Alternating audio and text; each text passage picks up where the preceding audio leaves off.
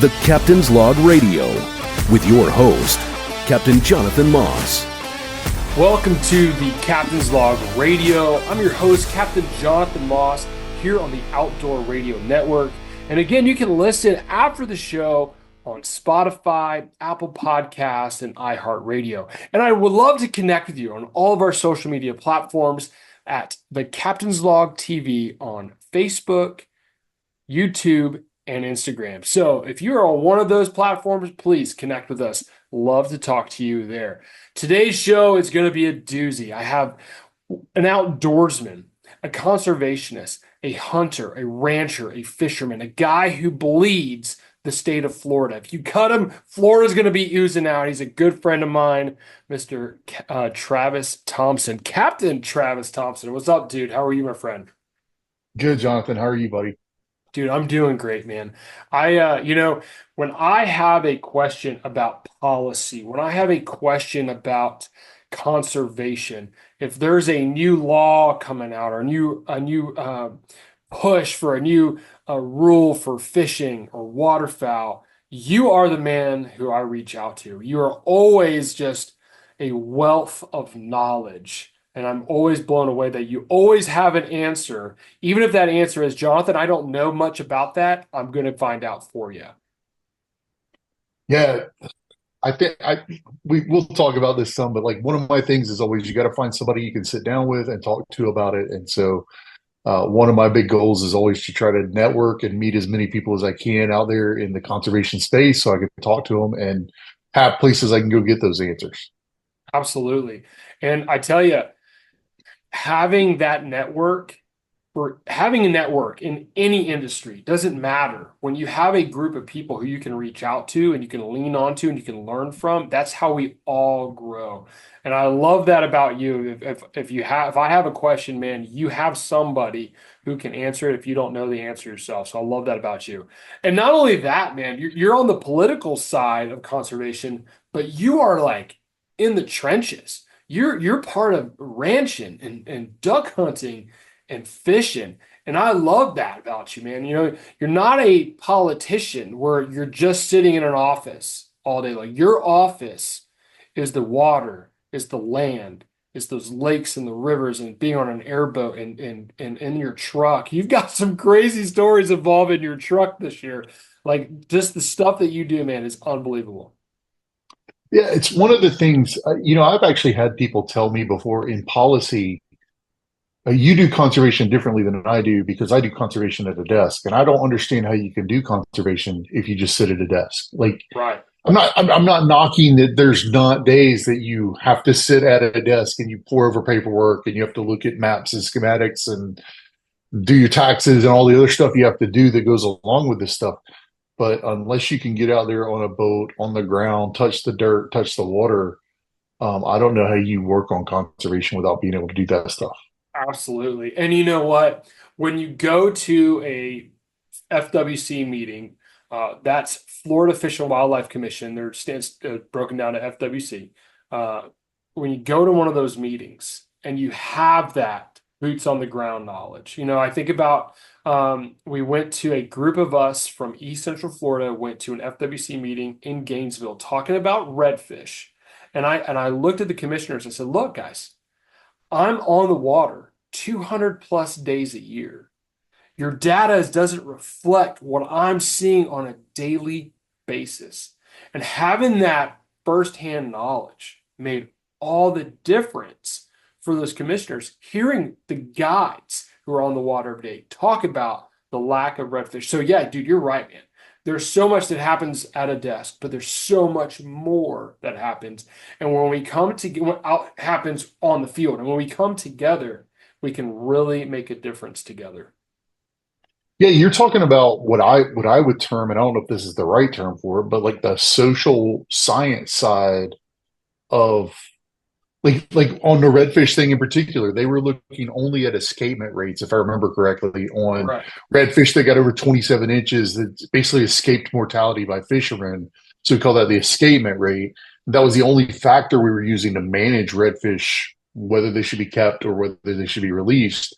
And what we were looking for was like a holistic approach to put in environmental factors and water quality and Yeah. habitat. I forget, there's like 7 or 8 factors. Geographically, we broke it up into different regions, and um, having people that are on the water that are able to speak to. I remember one of the big hangups in that was actually where the line would be, like north of the lagoon, where the line was going to be to separate out. Right. And I remember, I can't remember if you and I talked about it or Billy, or there were a number of us that had conversations. But one of the things I was like, guys, we need to get this thing landed, because if we can't get it landed, they couldn't close the fishery where you were. Right. So we needed to get the rule wrapped up so we could close that fishery, and then we could talk about moving that line, based again on social. The people on the water say it shouldn't be this bridge; it should actually be this line of demarcation somehow. That's the kind of stuff that I like to be able to navigate, though, is to understand how the policy works, but also understand, like, there are boots on the ground things that have to go into that policy and inform that policy. And FWC does a really good job. I don't want to marginalize, like, they do a top-notch job, and their scientists are on the water a lot. A lot. And that was something I was really impressed with. People complain about, oh, I get stopped at the ramp and I got to do these surveys, or I'm a guide and I get called all the time. And I get called. I probably get called 2 or 3 times a month to fill out a survey. Where did you launch from? How many people? How many hours? What did you target? And people get annoyed by that. But I'm like, no, that's data collection. They need that data when a staff, your scientists, your biologists need that data. So when they go out and they speak to the commissioners, they have hard facts, hard data, hard science to present these regulation changes and these seasons. And so all that is super, super important. Listen, I want to talk before we go too deep into policy and just this huge opportunity for Floridians. Tell me more about you, your fishing, your hunting. You are a fishing guide turned duck guide, if I've got that right. You don't do much for the fishing stuff anymore. No, I used to be a full-time guide in Charlotte Harbor, inshore fisheries. I still love to fish. I just don't do that as much anymore. I used to guide out of a boat for waterfowl as well. So I kind of did both. And then I had some opportunities open, and I got really kind of hooked on the idea of conservation. Like, if we're going to take from this resource, we need to be protecting this resource. Love that. Everything that's wild, from fish to water to ducks to land, like, we have to protect the stuff that makes Florida special. And so I got into the duck hunting side more and more and more. And then so like I said, I moved from guiding, one group at a time out of a boat to guiding massive groups or outfitting massive groups on private lands. And I'll still do a duck boat trip here and there, because I like to stay in touch, like, with different places that I can't get to off private land. Yeah. No different than I still like to run a fishing trip here and there as I can, because I like to see what's going on the water. But no, I just kind of fell in love with it, and I really think historically, like, if you look at conservation, waterfowl hunters were one of the first, like, that took a step and said, "Hey, we've got to do better as conservationists, even though we're hunting an animal." They kind of led the charge on that, and so I feel an affinity for, like, that history and that legacy that's there. And I love it. I love duck hunting. That's my first love. I love topwater fishing, but I didn't get to do that much as a guide. Like, as a guide, most of my stuff on the West Coast, Southwest Florida, was bait. We were chunking a lot of baits at fish. And if I had my druthers, I'd rather throw artificials, and particularly top waters. Yeah. Waterfowl hunting, I want to trick ducks, and so I get to do that on every trip based on how I want to do it. So it's a little bit different there. Well, I don't know how we met, but we got to a point where you started referring some trips to me. And there was one in particular, who he's a big dog. Like, he's head of Delta Waterfowl.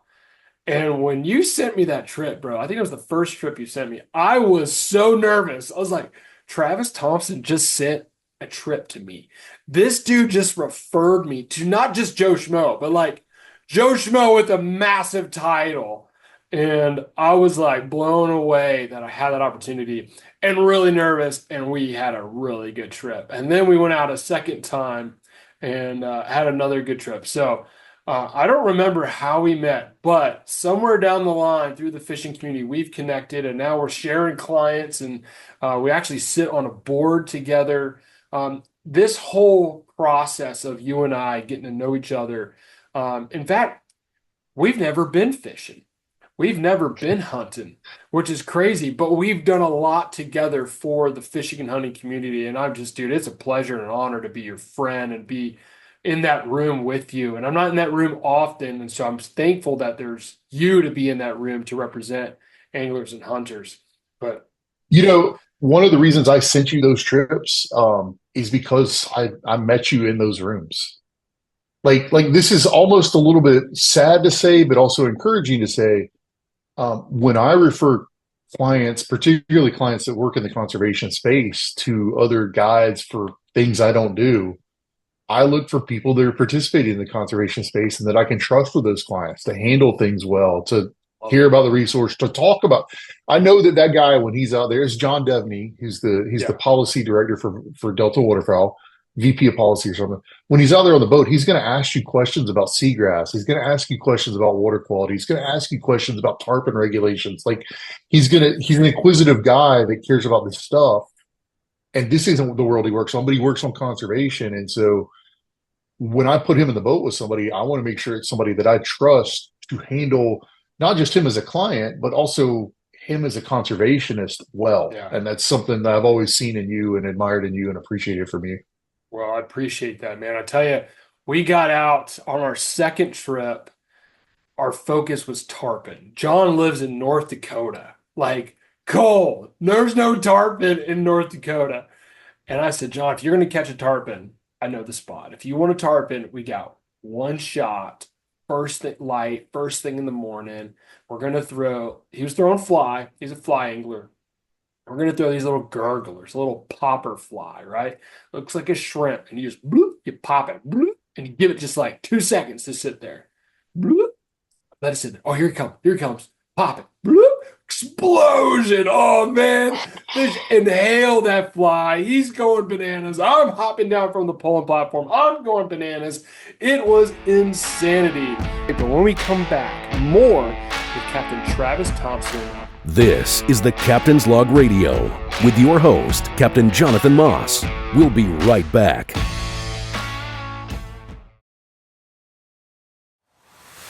Welcome back to the Captain's Log Radio with your host, Captain Jonathan Moss. Welcome back to the Captain's Log Radio. I'm your host, Captain Jonathan Moss. And with me today, the man, the myth, the legend, Mr. Travis Thompson, Captain Travis Thompson of all Florida. Listen, I heard a statistic today that for every presidential election for the last 100 years, it has been said this is the most important election of our lifetime. And it's crazy that's been happening for a century. And coming up this year in November, we're getting there very quickly. We in the state of Florida, in my opinion, have an opportunity to vote in one of the most important, most critical elections of our lifetime for hunting and fishing. I mean, yes, there's a presidential election coming. Yes, that's pretty big. Yes, there's Senate races that are happening. But we have an opportunity to vote on a constitutional amendment, a state constitutional amendment. Currently in the United States, there are 23 states that have a state constitutional right to hunt and fish. 23 states in the union that you have the right to hunt and fish. In the state of Florida, it is currently a statute. And that's a big difference. And Travis, I know you are one of the writers of this amendment, which I don't know anybody who ever wrote an amendment for a constitution. So that's really cool, man. Kudos on that part. But tell me the difference.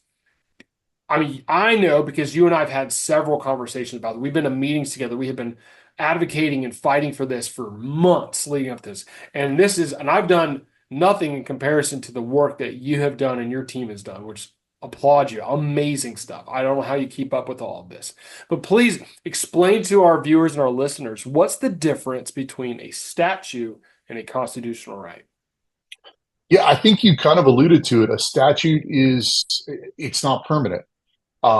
In fact, the statute is 379.104 in Florida, and it's the right to fish and hunt is the title of the statute. But really, the legislature can't give you a right. The only way you can get a right is to vote on it as a constitutional amendment. So, what we're looking to do is to create a constitutional amendment that says we have the right to fish and hunt in the state of Florida. And I tell people it's pretty simple. We're moving it from statutory, which can be revoked, changed, amended at any time, to a constitutional right, which has a lot more permanency to it. It's not to say it could never be changed, but it would have to be overwhelmingly the will of the people to change it, 50, 100, 250 years down the road. So if you think about conservation, you're kind of putting your mark in the sand and saying, hey, this is going to be a thing that our grandkids are going to be able to hunt and fish in the state. And we're going to make sure, because a right can't exist in the abstract, we're going to make sure that there's clean water so fish exist, and we're going to make sure there's wild land so that the white-tailed deer and turkeys and stuff can run around on them. I tell people all the time, this is the most important conservation vote we will probably ever have. I can't think of one even close to it. Maybe Amendment 1 back when we did Everglades restoration in 2000. I think that was 2010 or 11 when that was on the ballot. But this isn't stuff that happens every election. Like, this is not stuff you see every election where you have the ability to influence a conservation movement like this. And really, we use the analogy of locking the door a lot because we care about fishing and hunting. And I ask people all the time when I do a radio show or a podcast or whatever, I'm like, do you have a lock on your front door? And everyone says yes. I'm like, has anyone ever walked in it? And they say no. It's like, then why do you have that lock? That if no one's threatening to come in it, why do you have the lock? Because you want to protect the things you love, your wife, your kids, your home. Let me pause you because that's a question, and this is the answer to it. Well, Travis, we're in the state of Florida. Hunting and fishing isn't going anywhere. I don't feel threatened about hunting and fishing. So why on earth do we need to vote on this to move it from a statute to a constitutional right? You said it right there. Why do we lock our doors? I don't feel to protect threatened. the things you love. Bingo. If you want to protect the things you love, you lock the door. My kids are sleeping. They sleep a couple of doors down, right down the hall. My front door is locked right now, because I want to protect them. I want to take care of them. Same deal here. Right now, there's not a threat in the state of Florida. You can go hunting and fishing, but we don't know what that climate looks like 6 months from now. I'd argue there is a threat simply based off what we've seen in opposition to this amendment. This amendment Absolutely. is the simplest of amendments. It passed the House and the Senate 154-1, like overwhelmingly bipartisan. We had sponsors from both parties, and yet we have seen, and you've witnessed it, Jonathan, we've seen just outright made up stories about what this would do that are just outlandish and far-fetched. And, we've got people saying, oh, the language is problematic. And these are people that have never been involved in these conversations. They're just trying to keep the door open for them to close first on hunting, and then they're coming after fishing. And if you don't think they're coming after fishing, you're crazy. Like we've seen small animal rights activist movements against fishing in the state, but I can point as recently as last year, we saw a pretty large animal rights activist movement towards closing the Sunshine Skyway Bridge to fishing. Like the most popular fishing pier in the state of Florida, they wanted it closed because of pelican entanglements. And I don't want to marginalize pelican entanglements. That's a thing. No one wants to see a bird suffer, an animal suffer. I don't. At the same time, it's not binary. Let's close it. Like there's a lot of steps between pelicans are getting entangled and a closure. The animal rights activists, the extreme animal rights activists, that's exactly where they went. And so don't tell me as a guy that works in this that there aren't threats. I'm not saying that's what you're saying, but like don't tell me if you're not showing up to the meetings and not participating in these working groups and not And participating in these calls. that's the argument I hear all the time. And it goes back to your answer is, well, you don't have the threat of getting your house not getting robbed every night. But if we don't make the steps now, if we don't take the steps now to protect this, at any moment it could be gone. It's very easy for a statute to get canceled, to get voted out, to change. Currently, our governor, Ron DeSantis, is very pro hunting, fishing, and clean water. But what happens when he is out of office, and he's termed out? This is his last term. What happens if the next governor that gets elected? Because the two votes ago, he was up against I don't remember his first name, Andrew Gillum. Andrew Gillum. And DeSantis didn't win by a big margin. So just imagine it's that easy in the state of Florida. But Jonathan, there's no threat. Travis, there's no threat. This is a hunting and fishing state. We almost elected a candidate who was more liberal or further away from hunting and fishing rights. So it could happen at any moment. And I want to be clear. I'm supportive of the birding community. I'm supportive of the environmental community. I believe all that stuff is important. But conservation is seeking the proper use of a resource. It's not keeping a resource from being used. It's seeking the proper use of a resource. Bingo. We want to manage redfish so that some level of redfish can be taken. We want to manage snook so some level of snook can be taken appropriately, right? Like it needs to be managed through science and managed appropriately. But at the end of the day, the idea is to manage a resource so that it can be utilized. You said it. You said it in the first segment.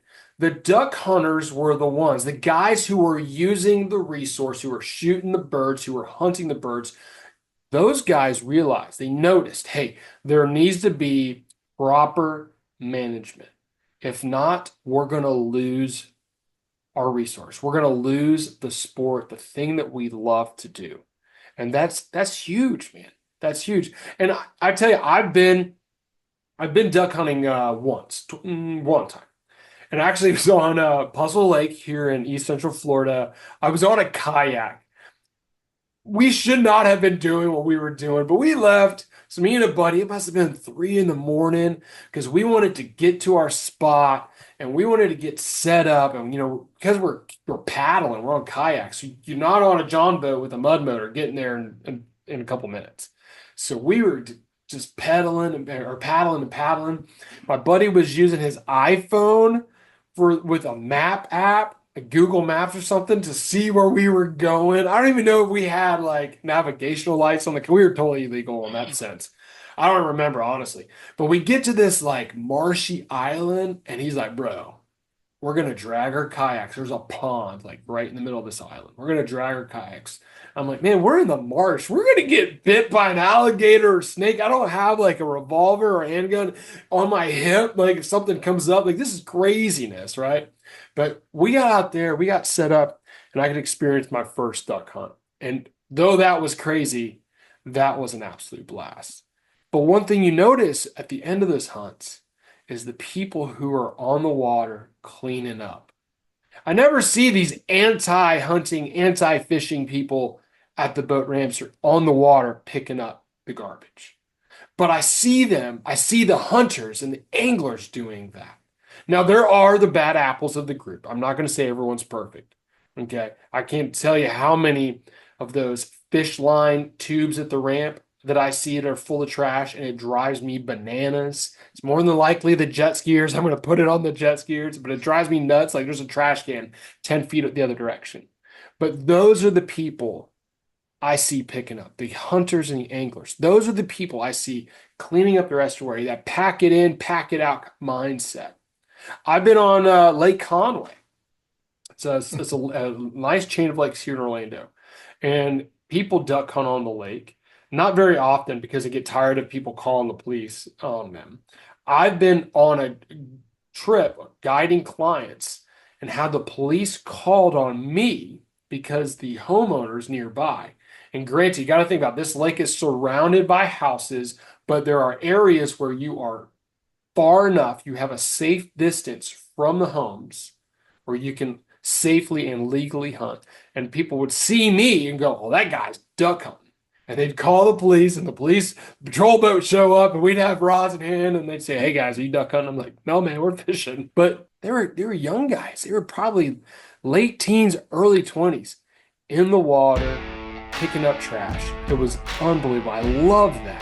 Listen, we are again coming up on a break, but we have more to discuss about Amendment 2, voting yes on Amendment 2, the state of Florida this November. We're going to talk more with Captain Travis Thompson when we get back. Welcome back to the Captain's Log Radio with your host, Captain Jonathan Moss. Welcome back to the Captain's Log Radio. Before we get back into the discussion with Captain Travis Thompson, I want to talk about gear. On this week's Gear Talk, something that I use every single day. Listen, this product is not a big deal, okay? But it's huge. What I mean by it's not a big deal is it doesn't cost a lot of money. I'm not going to the store and spending hundreds and hundreds of dollars on this piece of equipment. Yet, I use it every single day, and it protects an investment that I've made, and that's my chums, my sunglass retainers. I've made the investment. I've got prescription Costas. I have to wear a prescription. They're not cheap. When I get these things made, they're not cheap. And if I get any more blind, man, my prescription's not going to fit in my glasses. I got to be careful there. But since I've made the investment, I got my chums retainers attached to my Costas. I get on the water, I put them around my neck, and once that sun gets high enough, I take off my glasses, I put my sunglasses on, sunglasses are always around my neck.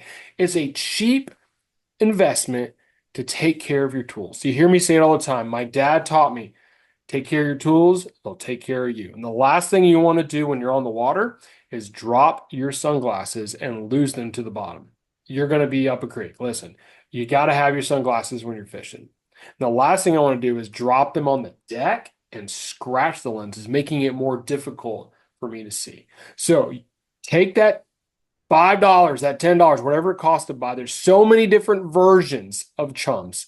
Go to chums.com or go to a retailer, pick yourself up some sunglass retainers. You'll be glad you did because it takes care of your product. All right, so back to talking with Captain Travis Thompson. We're talking about yes onto the right to hunt and fish in the state of Florida. We have a huge opportunity to vote yes onto in this election coming up in November. Travis, I want to go over a couple of the myths. We've touched base on it just a little bit, but it's something that you and I see all the time on social media, and honestly, it's exhausting. You said earlier, the things that people are coming up with, the things that they're thinking of, it's like, no, where in the world did you get that? It's nowhere written in the amendment. So let's talk about the first myth. This is a doozy. This is the one I see all the time. The myth is we don't want hunting to be preferred. In the bill, it talks about hunting and fishing is a preferred method of management. Let's talk about the word preferred because everyone gets hung up on preferred. Travis, what does preferred mean? I actually had one guy say, "Do you know what preferred means?" And I was like, "Yeah, it means preferred. It means considered first." Like, they're like, "Exactly." And I'm like, "Did you just catch me?" Because that's what I've always thought preferred means. Like, it's not required. And the silly example, I think you and I have talked about it before. The silly example I use all the time is, let's say that Florida got invaded by 1 billion mongoose. Mongoose? I don't know what the plural of mongooses is. Let's say it was 1 billion mongoose. So let's say that we got involved. We would prefer In that case, hunting would be the tool that we would use for them. However, let's say mongoose take up resident in apartment buildings in downtown Orlando. In that case, we're not going to use hunting. We're going to use probably some sort of nuisance trapper program or something else. Preferred is exactly how we manage wildlife today. We manage it that way today in statute. We're going to manage it that way in constitutional right. We would prefer. You and I have talked about the lionfish before. It's a great example, right?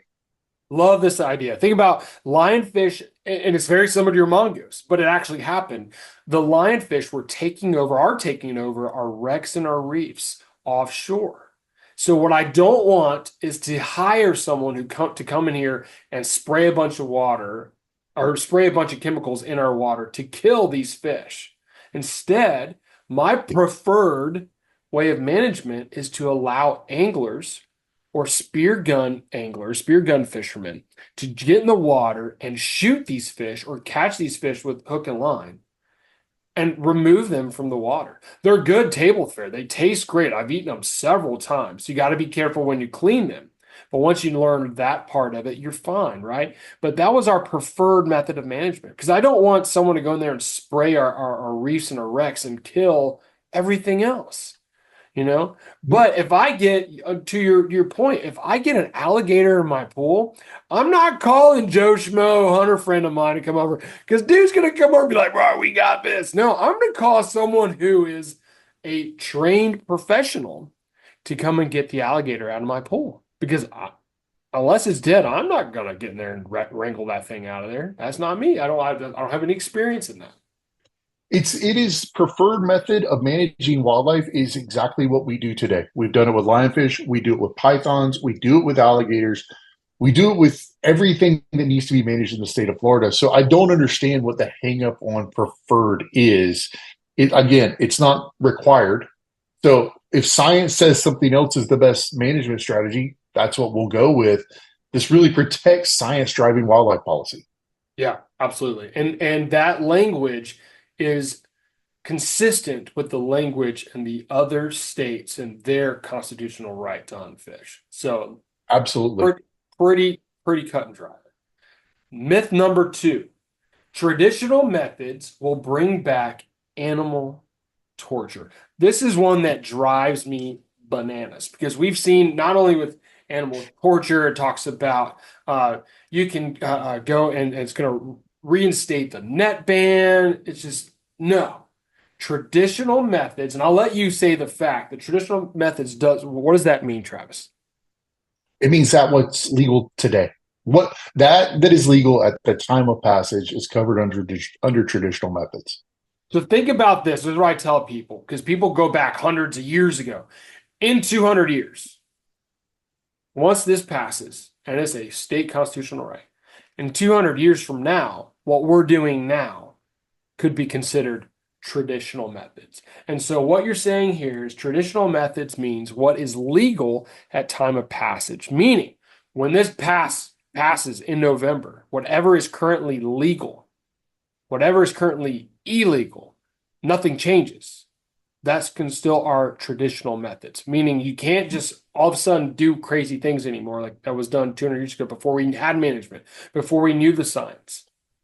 But spoiler alert, Sentence 2 of the amendment says nothing in this supersedes FWC's authority, right? Nothing in this affects the authority of FWC. So if FWC determines 5 years from now that using a crossbow for whitetail deer should no longer be like we're killing too many deer using that methodology, and they're using science to drive the policy, they can take that away. It doesn't preclude them from removing a method. It simply says we should not go backwards unless we have a reason to go backwards. Does that make sense? Like Absolutely. We shouldn't take away from what we have today unless there's a mitigating reason to. And so what you're telling me is FWC does not gain or lose any authority. Exactly. Stays exactly the same. I've seen that argument 2 ways. I've seen people say, I'm going to vote no because FWC is going to have ultimate authority and they're going to take everything away. Well, no, that's not how FWC works. They base their They're decisions on science and management and public opinion that weighs into it. And then I've seen people say, "Oh, well, then FWC is going to have zero authority, and hunters and fishermen are going to go and run amok and kill everything." No, because if you know hunters and fishermen, they're the bulk majority want management because we want it to last. Okay, so that argument both ways is incorrect. FWC does not lose its ability to govern the state of Florida and manage our hunting and fishing side of state of Florida. Yeah, it's a all rights come with time, place, manner. Like time, place, manner applies. We don't like to think of that, but it does. You have the right to free speech. But years ago, they proved that you can't go into a movie theater and yell fire. Like that's time, place, manner applies to your right of free speech. No different than time, place, manner applies here. And FWC is the regulatory body that determines what that time, place, manner is. You still have to buy a license. You still have to obey game laws that are set by the state. I don't understand. All this really does is move from a statute to a right so that if we had a governor change or whatever, and they appointed, let's say, 7 anti-hunting commissioners, and they said, you know what, you're not hunting anymore, or they said you're not spearfishing anymore, or you're not fly fishing anymore, or whatever. Okay, now we have a cause to challenge that and say, no. Why are you saying that? Is it because of science driving it, or is it because you don't like hunting or fishing? In that case, we've got standing for case. Well, that's all it does. It's protecting our love, our sport, the things that we want to do with what we currently do with our friends and our family and our clients. It protects that for years to come. And I tell people all the time, yes, I make a living off of the outdoors. I take people fishing. We have the Captain's Log TV show. We have the Captain's Log radio. Like fishing, the outdoors is how I provide for my family. But more than that, okay, fishing and hunting in the outdoors is what I do with my family. That's what we've done. That's how I was raised. So I don't need to catch another fish. I'd love to catch more fish. But more importantly, I need my kids to catch fish. I want my kids to catch fish. And I don't want them to have the same experience that I've had. I don't want them to go and catch the same amount of fish, the same quality of fish. I want them to have a better experience, far better.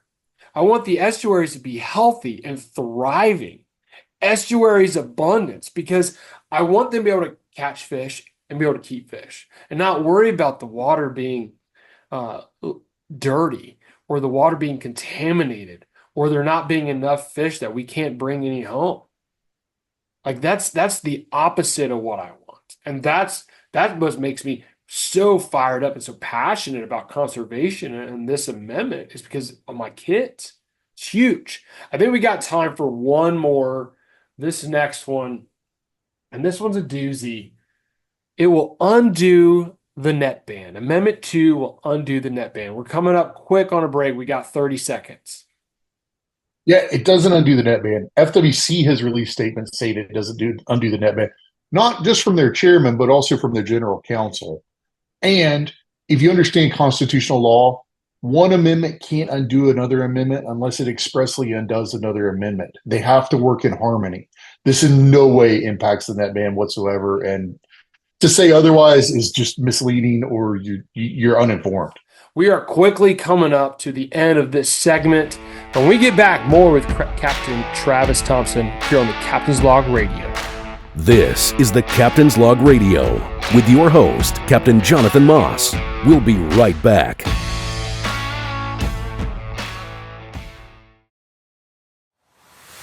Welcome back to the Captain's Log Radio with your host, Captain Jonathan Moss. Welcome back to the Captain's Log Radio. I'm your host, Captain Jonathan Moss. It's been a great conversation so far, an informative conversation with Captain Travis Thompson about Yes on 2, the right to hunt and fish in the state of Florida. We have a huge opportunity to vote on that this coming election in November.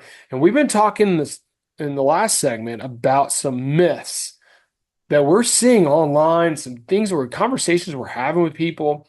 And so we're trying to address all those myths. And so moving on, Amendment 2 will be used to bring back the bear hunt. I have seen a ton of people talking about the bear hunt and afraid that now we're going to go and kill all the bears. What are your thoughts on that, Travis?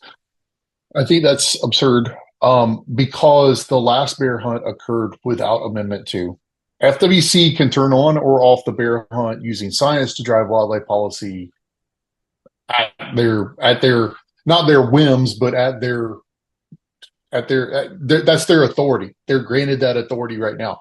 So at some point, and I'm not a bear hunter, I'm not a huge big game guy, but at some point when there's enough bears determined to have a sustainable number and the mortality's in what we would call the compensatory mortality range, they'll turn on a bear hunt again. Like that's not public opinion could be, hey, we shouldn't hunt bears, but at the same time, you're going to have to manage the bears some way.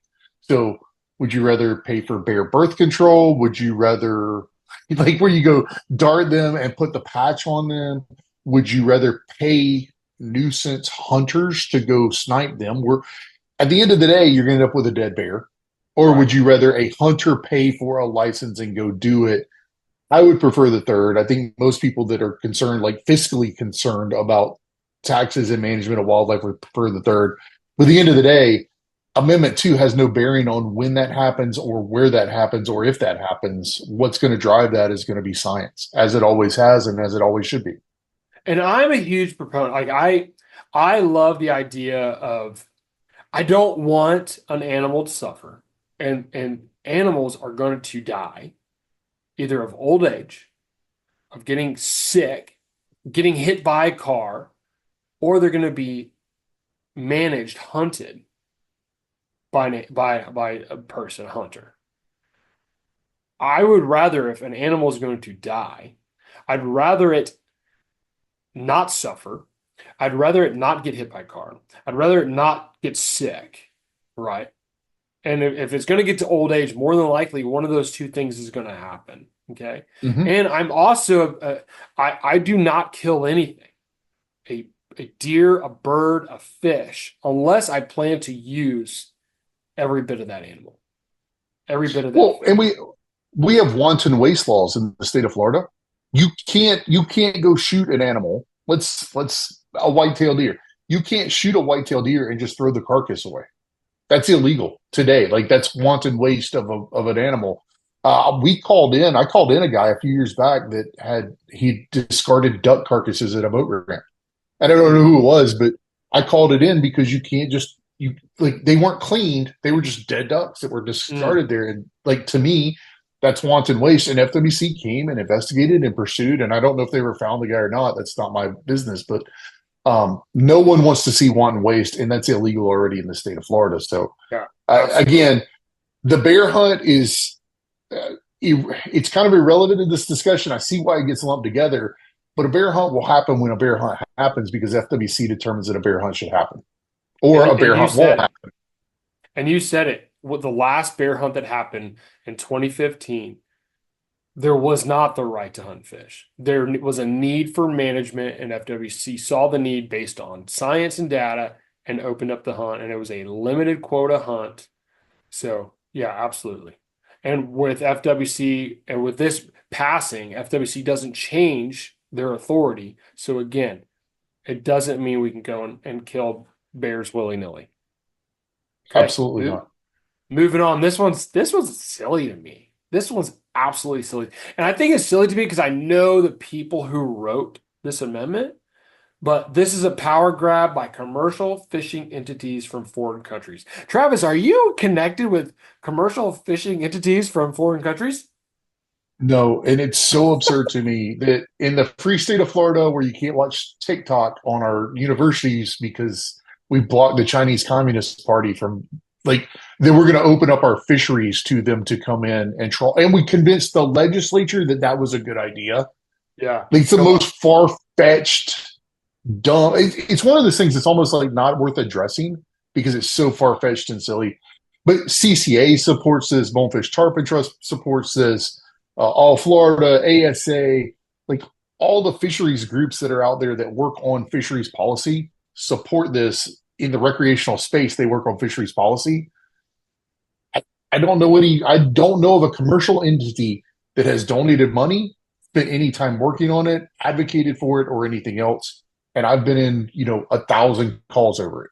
I'm not collecting a check from some foreign country to promote this. So That's a convenient narrative though, because if this passes, it becomes difficult for animal rights extremists to push an agenda.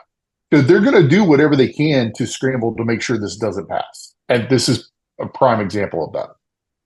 Love it. No, absolutely. Absolutely. All right, the next myth. This will be used to expand into state parks and wildlife preserves. Okay. Currently, hunting is prohibited in Florida state parks. So are you telling me that if this passes, we can hunt in a state park, Travis? Nope, not telling you that at all because it's not true. There are some state park, they're called reserves that allow hunting. Guess who manages that hunting? FWC. Anything that's on state property that is hunting is managed by FWC. Guess who maintains constitutional authority in Amendment 2 to manage where hunting does and does not occur? So if for some crazy reason they decided to make Ocala National Forest a state park, FWC might determine that, hey, hunting can exist in part of it. But they're not going to go open hunting in Jonathan Dickinson. They're not going to go open hunting in Homosassa Springs. They're not going to go open hunting in Silver Springs. That's so far-fetched. Again, that's made up by animal rights extremists to try to muddy the waters on this amendment. Right. 100%. Okay, one more. Amendment 2 will impact private property rights. Now, you and I have actually talked about private property rights because there's areas where I fish and I didn't know exactly the rule and the law. So I reached out to you because, of course, you're the man to call.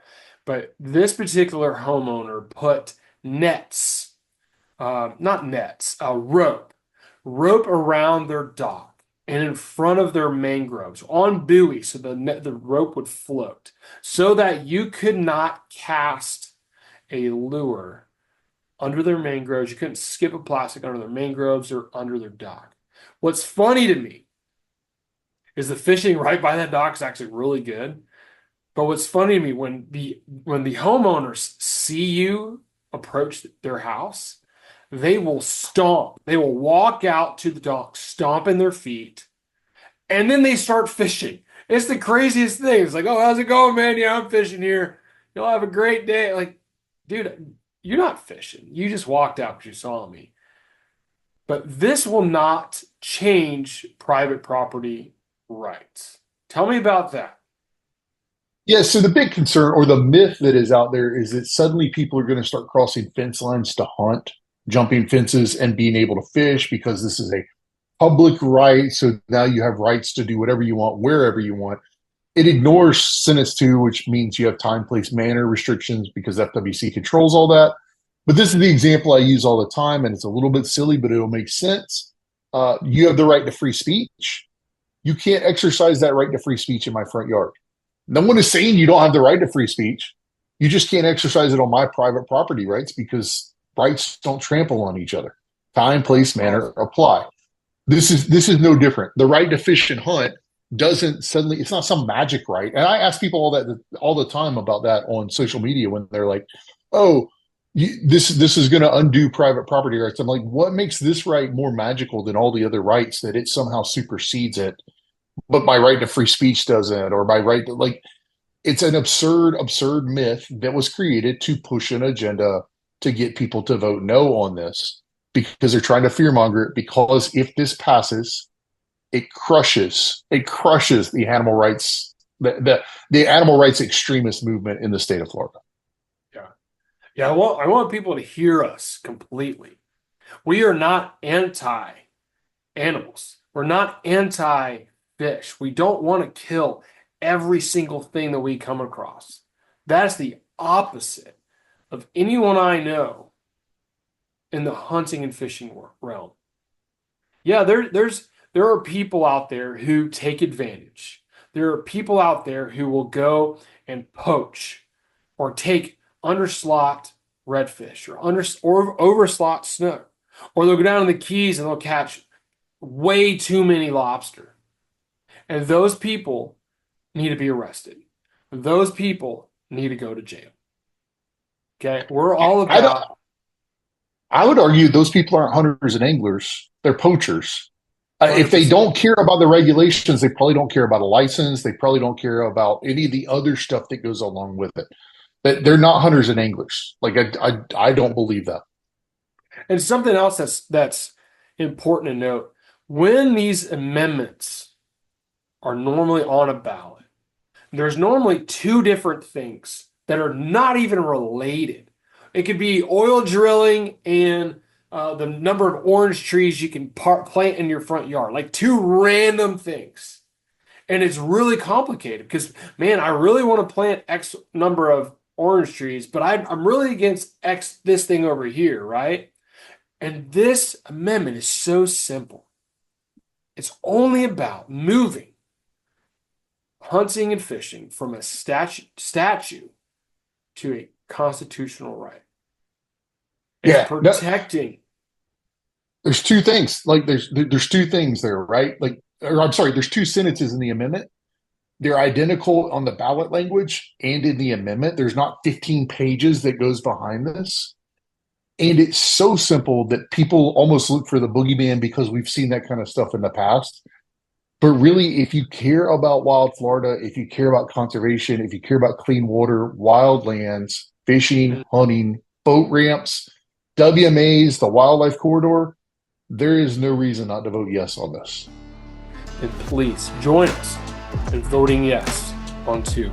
Captain Travis Thompson, thank you so much, brother. It was a pleasure having you, and I'm so thankful to have you on my team when it comes to conservation in the state of Florida.